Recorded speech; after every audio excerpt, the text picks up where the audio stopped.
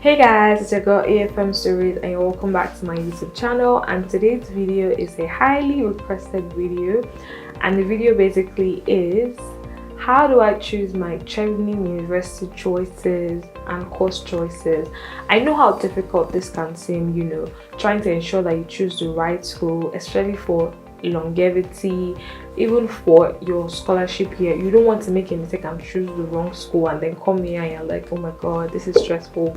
And so as a current scholar, with everything I've learned from the application process, the entire achievement process as well, I'm here to help you to be strategic about your course choices. So if you want to know how to find the right courses, what to do, how not to make a mistake, how not to choose something that will eventually be rejected by Chevening, then keep watching this video. Okay, so before we continue, please hit the like button. It helps me to grow. Subscribe if you haven't subscribed, and drop a comment as this video progresses if you find this video useful. So what's the first thing? Finding a course. So the best way to find a course is on the Chevening website. So there's a chevening.org/find a course. I feel like that is the most reliable place to find a course, because basically all the courses that are eligible for Chevening would be on that list, and that helps you in terms of finding what you want, and then you can type out different variations. So for example, if you're interested in business, you could type out Master of Business, business something, international business, basically all the different variations. Now I must also add that obviously when you're choosing a course for Chevening, you must have thought about the reason you're choosing the course, for your studying UKSA. So what problem would you choosing that course solve for you? How that course relates to your career plan? Obviously, I have videos on studying the UK and career plan, so you should watch them to give you a rough idea about obviously the career part of it. But this video is basically what your career plan are, and you have a rough idea of what you want to study, but you want to be able to find the right school or be able to finally decide. So that's what this video is for. So obviously, when you have a rough idea and you check the drop down, then once you see when you see schools that offer that course, you try to list them out. Obviously you're going to see a lot, and then you now go to the specific school website. I feel like once you've seen the different variations, what you need to do, alternatively though, if that sounds like a long journey, you can also use websites like Find a Masters, British Council Study in the UK website as well. They're also very useful in checking for master's courses that are related. For example, maybe you know what you want to do but you're not really sure of what it entails. You can type master's courses that will allow me to do this in the future. For example, maybe you don't have the specific type of course that you want to study. Anyway, so once you have the list of schools on lock, these are some of the things that you need to consider. Number one, the entry requirements. You need to choose schools that you can actually get into. So for example, maybe if you have really low grades or you don't have as much experiences, I would say actually that you should aim high, but also aim realistically. So check schools that you have the entry requirement. There's no point applying for a school that wants a first class and they don't allow professional experience if you have a 2-2 or a 2-1. It's kind of like pointless, But if they say, academic excellence and all of that, you can put them as first choice, but you need to pick schools that you can easily get into as well as at least top choice. That's very important.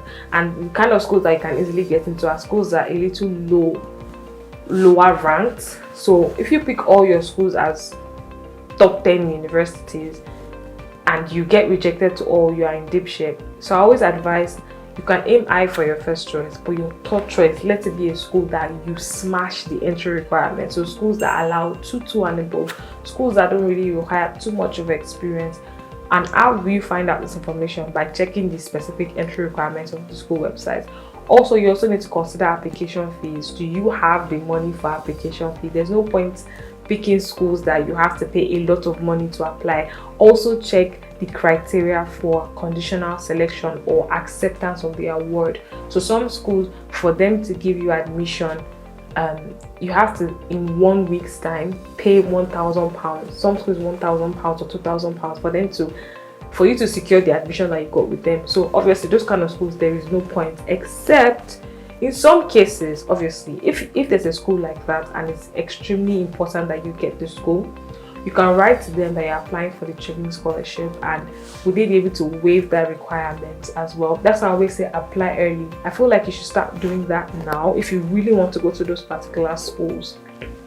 If not, avoid it altogether.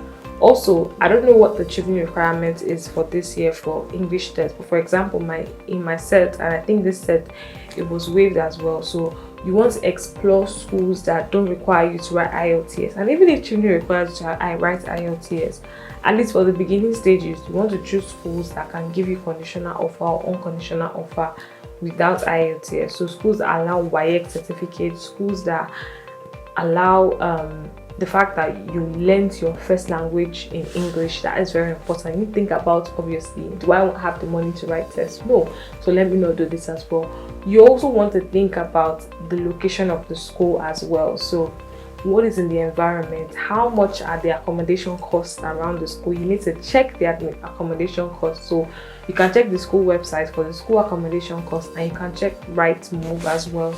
Just check around, the accommodation cost as well. That's very, very important.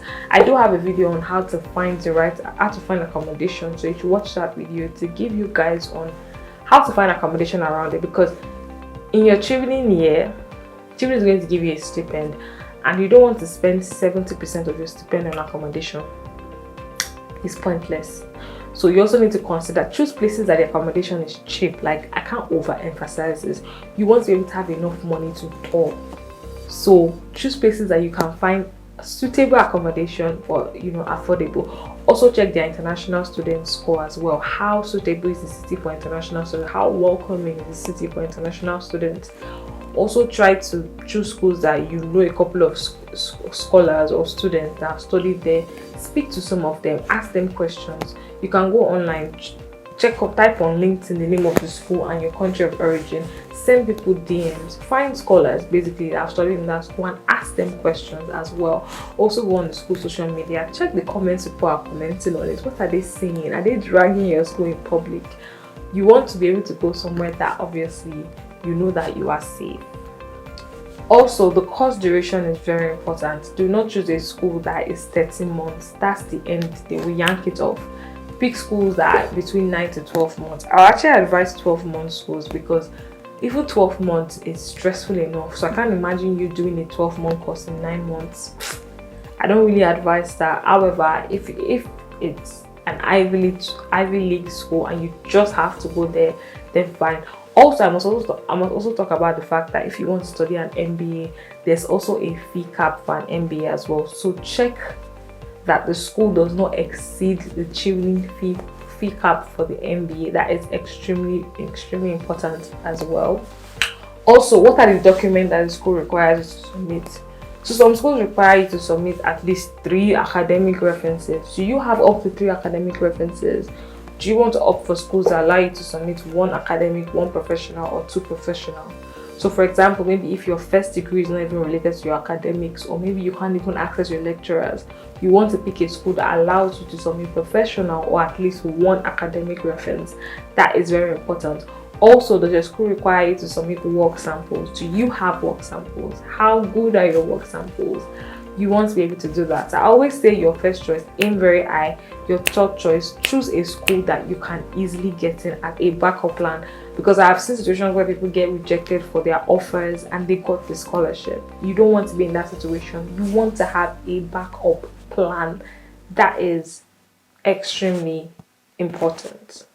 I'm trying to think of anything as well. Obviously, think of schools that have great support for international students. So how well are they supporting international students? What is their association like for international students? What is their commitment? What exactly are they doing? Even for their students that have left the school, so the longevity of it, what is the support? That is very important. Also, that's why I said that you should also speak to past students. Like, they're going to give you all the information that you need. You need to speak to people that are currently studying in the school, just to have a rough idea, obviously. And you don't want to pick maybe just students that are ambassadors of the school. You want to pick people that maybe don't have a financial affiliation to the school, that can tell you exactly what it is, You also want to check the course module as well. Sometimes you might see the title of the course and it sounds like maybe it's saying something, but when you check the module, it's totally different.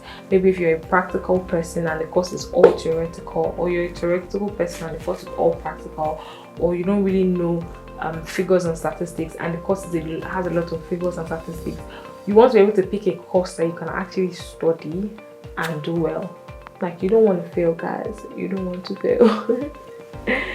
Anyways, I really hope that this was really useful. So once you can really decide on what are your qualifications, what do you have currently, like what exactly do you have, and then what the school avails you, and then you can use this platform. So use the Chivney Find a Course, or use Find a Masters, or just type so let's say you want to study writing in the UK, creative writing in the UK, available universities, and just check the ones that you have a strong shot at.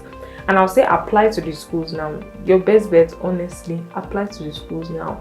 And then if you can, send emails to the lecturers, just communicate with them, see how they're communicating with you, how they are relating with you. I feel like that is very, very important as well. Okay, I hope this video was very useful for you guys. Yeah, one last thing as well, you don't want to pick different courses that are not related. So when you're choosing your universities and course choices, choose course choices that are related, and choose universities that are known exceedingly well for those course choices. So beyond, when you're checking for ranking, don't just check all the overall school ranking, but focus more on the school ranking for that department and that course. That is very important as well. And also, yeah, the type of assessment, I also forgot to ask that. So some people like exams, some people like just essays and reports. So for example, for me, I don't like exams, and I do not do exams at all in my master's year, and I'm very grateful because I don't want to do an exam. You know, I prefer assessments and worksheets. I just prefer them, you know. So thinking about the assessment type, what are the assessment type, how is it, can you handle the assessment type? That is very important as well. I hope you guys enjoyed this video. I really enjoyed talking about this. If you have further questions on this, drop it in the comments below and I will respond to you. If you have any video requests around Chedlin scholarship, student lifestyle, please drop them in the comments below. And if you've asked me for videos, don't worry, I'm working on them. You might have seen them, you might see them, they're coming back to back. Thank you for watching this video. Hit the like button, drop a comment, subscribe, and keep supporting the AFM Stories brand. Alright guys, bye.